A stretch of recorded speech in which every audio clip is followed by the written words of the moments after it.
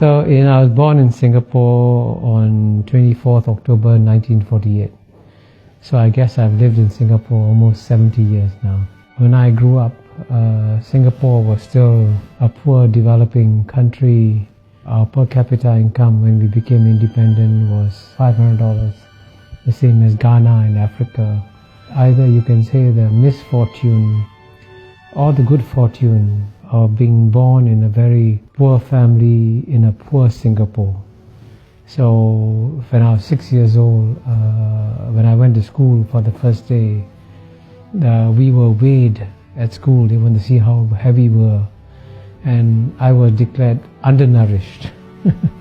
So I was put in a special feeding program when I went to school, and the principal had a big pail of milk, and all the children who were underweight were asked to take one scoop of milk from the pail of milk. And our house in Singapore had no flush toilet. There was crime and riots, gangster fights in my neighborhood. So in a sense, I grew up in what you call a typical third world environment. And it's quite remarkable that in my lifetime, Singapore has gone from being a third world country to a first world country, and I have lived through this remarkable transformation. I was Dean of the Lee Kuan Yew School of Public Policy for 13 years, from 2004 to 2017. And I would give every student who came to the Lee Kuan Yew School the same lecture. I said, I'm going to share with you the secret of Singapore's success free of charge. And I to tell the students that if you implement this secret formula, your country will succeed. And I capture the secret formula with the acronym in English, MPH. The M stands for meritocracy. Meritocracy means that you select the best people to run the country.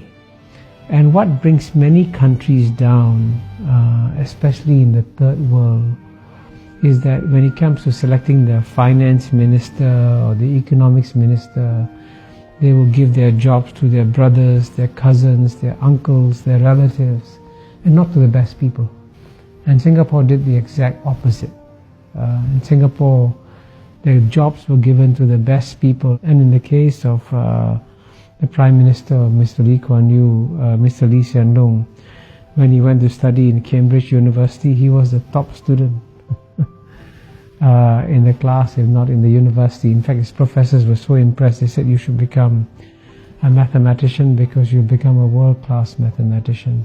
Then he went to study in another great university, the Harvard Kennedy School.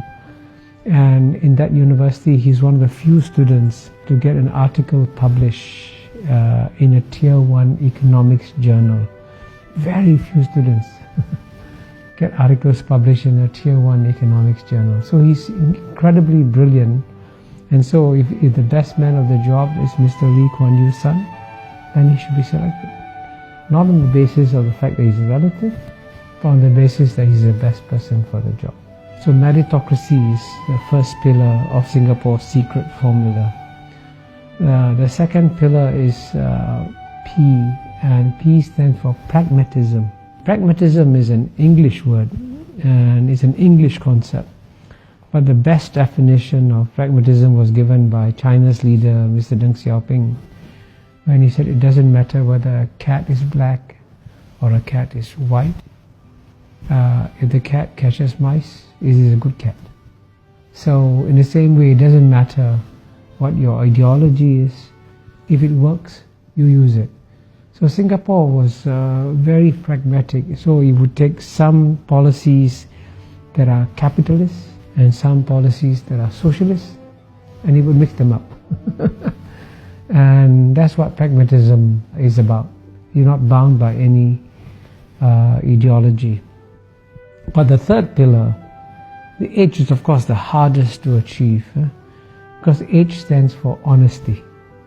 And indeed, what has brought most third world countries down and what has led to their failures in development has been corruption.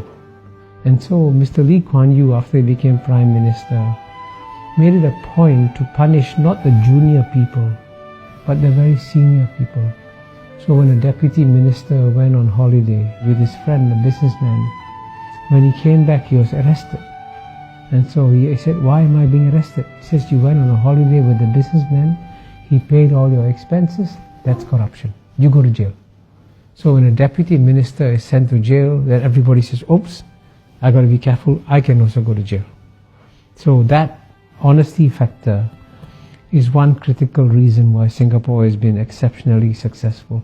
So it's a combination of meritocracy, pragmatism and honesty, then that's the formula for Singapore's success.